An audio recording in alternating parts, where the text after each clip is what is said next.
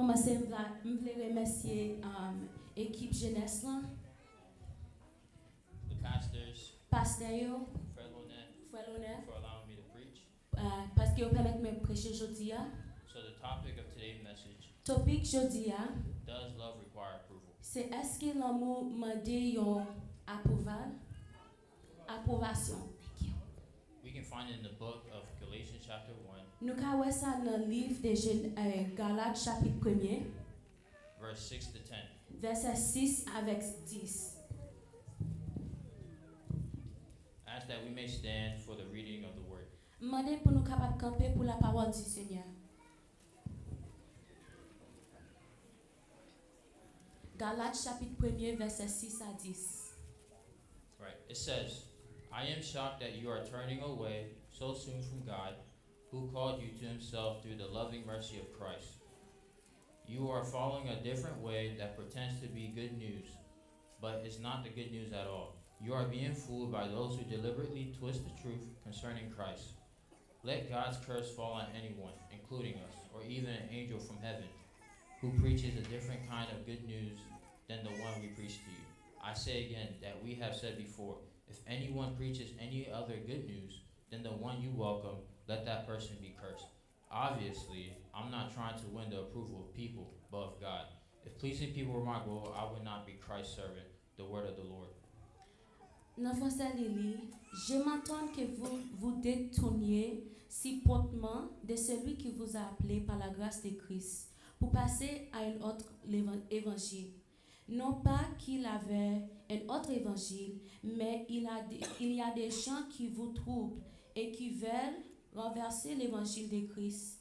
Mais quand nous-mêmes, quand un ange du ciel annoncerait un autre évangile que celui que nous vous avons prêché, qu'il soit anathème. Nous l'avons dit précédemment, et je le répète à cette heure, si quelqu'un vous annonce un autre évangile que celui que vous avez reçu, qu'il soit anathème. Et maintenant, est-ce la faveur des hommes que je désire, ou celle de Dieu? Est-ce que je cherche à plaire aux hommes? Si je plaisais encore aux hommes, je ne serais pas serviteur de Christ. Parole du Seigneur. A simple question. Une simple question. Does love require approval? Est-ce que l'amour demande approbation? I know a couple who used to date. On connaît un couple qui était ensemble. Long story short, they broke up. Pour faire histoire avec couple, ils étaient causé à écraser. It was male and female. C'était une fille avec un homme. The male broke up with the female. Garçon était venu quitter ça. The female did everything in her power to try and keep the relationship going. Et femme n'a fait tout ça qui dépend de lui pour te faire relation retourner. She eventually lost respect for herself. Il était même venu perdre respect pour tête lui. And she began idolizing him. Et il était commencé faire monsieur comme idole lui. This brings me to my question. Ça fait me poser une question. What is directing y'all's life? Qui ça qui dirige la vie? In order to answer this, Pour me répondre ça, I have 3 more questions. j'ai plus de questions pour me poser. What kind of love does the world demands of you? Qui genre de l'amour que le monde demande? What kind of love does Jesus ask of you? Qui genre de l'amour que Jésus demande? Does the love of Jesus require approval? Et est-ce que l'amour Jésus demande approbation? To start, Pour commencer, why do Christians disagree with Jesus? pour qui ça chrétien pas d'accord avec Jésus? Is it because what culture says? Est-ce que c'est parce que de ça qu'il dit? There's people saying I'm a Christian, but I disagree with Jesus. Il y a un chrétien qui dit que yo chrétien mais yo pas d'accord avec Jésus. They disagree with Jesus Yo pas d'accord avec Jésus because they don't believe he's the only way. parce que yo pas croit que c'est lui seul chemin. They disagree with Jesus because what he said about the scriptures. Yo pas d'accord avec Jésus pour cette salité dit de parole bon Dieu. They disagree because what culture. Yo pas d'accord avec Jésus pour être ça qu'il dit hein. A lot of people disagree for different reasons. Il y a plein de monde qui pas d'accord avec Jésus pour un paquet de raisons. But I think the reason why is similar to when Pilate had Jesus. Mais moi je crois que raison c'est presque même raison que les Pilates étaient ensemble avec Jésus. In the book of Mark, chapter 15, 14 to 15, it says, Dans le livre de Marc, chapitre 15, 15, verset 14 à 15, il dit, "What shall I do then with one you call the King of Jews?" Pilate asked them. "Crucify him," they shouted. "Why? What crime has he committed?" asked Pilate. But they shouted all the louder, "Crucify him." Wanting to satisfy the crowd, Pilate released Barabbas to them. He had Jesus flogged and handed him over to be crucified. The word of the God, or the word of the Lord. Pilate leur dit, quel m'a-t-il fait? Et ils crièrent encore plus fort, crucifiez-le. Pilate, voulant satisfaire la foule, leur relâcha Barabbas, et après avoir fait battre devers Jésus, il le livra pour être crucifié. Parole du Seigneur. This verse shows how people are today. Verset ça montre nous qui j'en moun yo ye jodi a. If you love me, you approve of everything I do, Yo kon di que sou même ou approuver de tout ça qu'elle fait. regardless of what I do sexually, Peu importe ça me fait sexuellement, physically, physiquement or spiritually. ou bien spirituellement parlant. What kind of love does the world demand of you? Qui genre de l'amour que le monde leur demande? Whatever pleases the flesh. N'importe ça qui fait la chair à plaisir. We have to remember that religion or that lifestyle is of the sword. Faut nous capable changer que mode de vie ça, c'est comme si yon a attaqué yon l'autre. So this brings me to my second point. Ça mène le deuxième point moi. What kind of love does Jesus ask of you? Qui genre de l'amour que Jésus m'a dit? We can find it in John chapter 15 verse 12, Nous avons ça dans Jean chapitre 15 verset 12 which says, qui dit My command is this. comment My command is this. Love each other as I have loved you. qui dit remet yon l'autre même j'aime moi-même me remet nous. The question is, what kind of love is Jesus asking of us? Question c'est que qui genre de l'amour Jésus a demandé nous. When we read further, Nous lis plus loin 13 to 14, verset 13 à 14 this is my commandment. et c'est ça, il dit ça c'est commandement moi. Love each other in the same way I have loved you. Remet ou même avec l'autre chose même gens que moi remet nous. There is no greater love than to lay down one's life for one's friends. Pas un plus grand amour que pour sacrifier tête pour un l'autre You are my friends ou ses amis. if you do what I command, Si vous faites ça que moi commandé vous faire or to summarize in short, ou bien pour me faire bien courte, the love Jesus is talking about is sacrificial love. l'amour que Jésus a demandé c'est l'amour qui m'a des sacrifices. In weddings, you don't need vows when you have the feelings. Dans mariage, ou pas besoin veut là que vous gain amour ou bien feeling yo, You need vows when you don't have the feelings. mais ou besoin yo pour soutenir mariage là que vous pas gagner feeling yo. And that's why we have vows. Et c'est peut-être ça nous gain veut yo. So the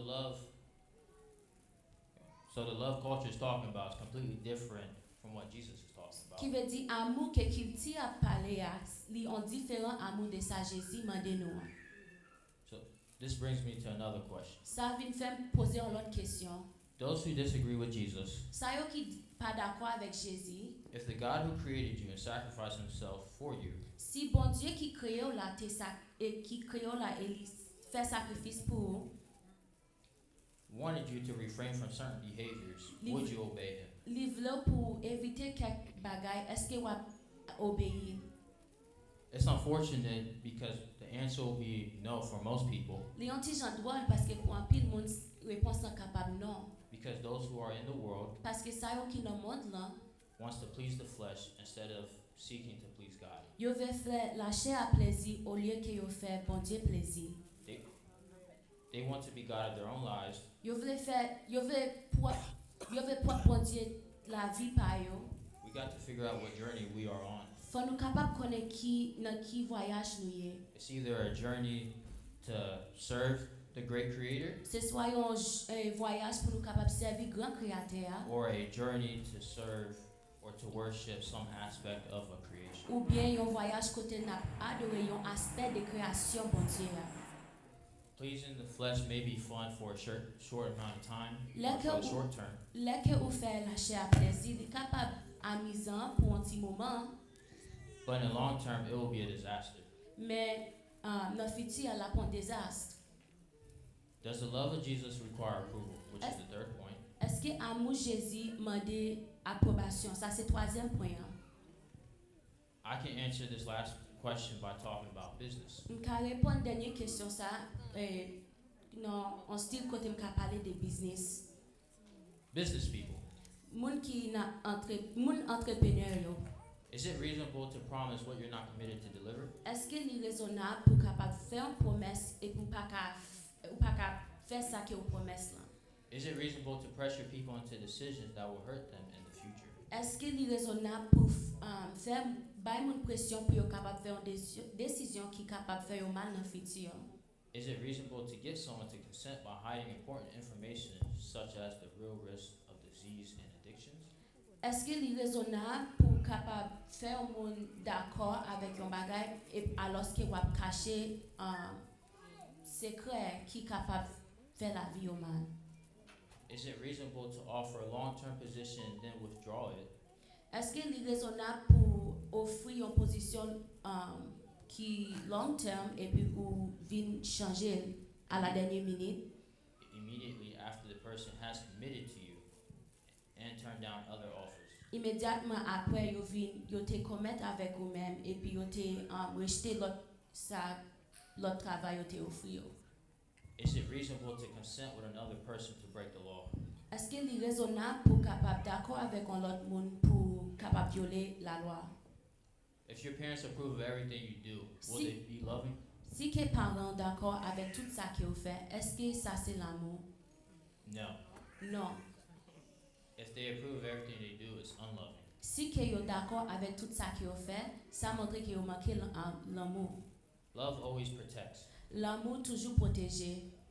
When a wild animal tries to attack a child, Là que yon bête vle attaquer petit, là que yon bête vle attaquer petit et maman bête là, a loving parent will defend the child by giving their life. parent a défendre petit là dans sens pour li cap côté li fait tête li mette tête li dans danger pour li capable protéger petit là.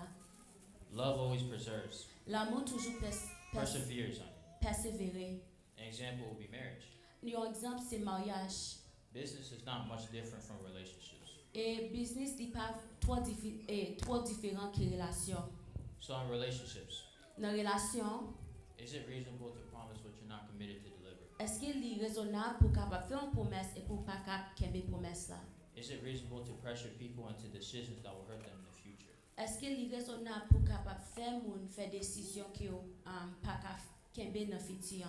Is it reasonable to get someone to consent by hiding important information Est-ce qu'il est raisonnable pour faire un monde d'accord avec un bagage côté ou cacher secret such as the real risk of disease and addictions? qui capable cause maladie ou bien addiction? Is it reasonable to offer a long-term position and then withdraw it? Est-ce qu'il est raisonnable pour offrir une position long terme après ça ou pas capable? Immediately after the person has committed to you Tout de suite après moun nan te vin d'accord pour yo commettre avec vous. and turn down other offers, Et yo détourner l'autre offre travail yo. is it reasonable to consent with another person to break the law? Est-ce qu'il est raisonnable pour d'accord avec un monde pour violer la loi? So guys, does love require approval? Qui veut dire est-ce que l'amour demande approbation? The answer is no. Réponse c'est non. If it does, we couldn't love our children. Si il te demande approbation, nous pas carrément petite non. We couldn't love our spouses. Nous pas carrément épouse nous yo. God couldn't love us. Et puis bon Dieu lui-même il pas carrément nous. And we couldn't even love our enemies when Jesus said to do so. Et nous pas carrément ennemi nous yo, là que bon Dieu demande nous pour nous faire ça. So to summarize, Pour me faire court, what does the world demand of you? qui ça le monde demande Approve everything they want or feel like doing. pour capable approuver tout ça que vous voulez ou bien ça que vous senti vous voulez faire. What kind of love does Jesus ask of you? Qui genre de l'amour bon Jésus m'a dit? Sacrificial love. C'est un amour qui m'a des sacrifices.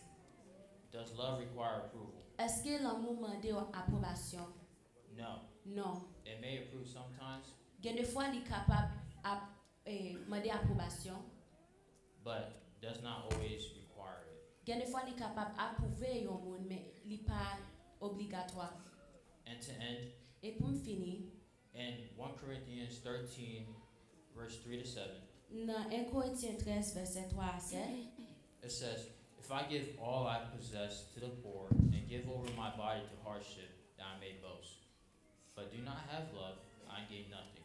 Love is patient, love is kind, it does not envy, it does not boast, it is not proud, it does not dishonor others, it is not self-seeking, it is not easily angered, it keeps no record of wrongs. Love does not delight in evil, but rejoices with the truth. It always protects, always trusts, always hopes, always perseveres. May God bless you. Amen.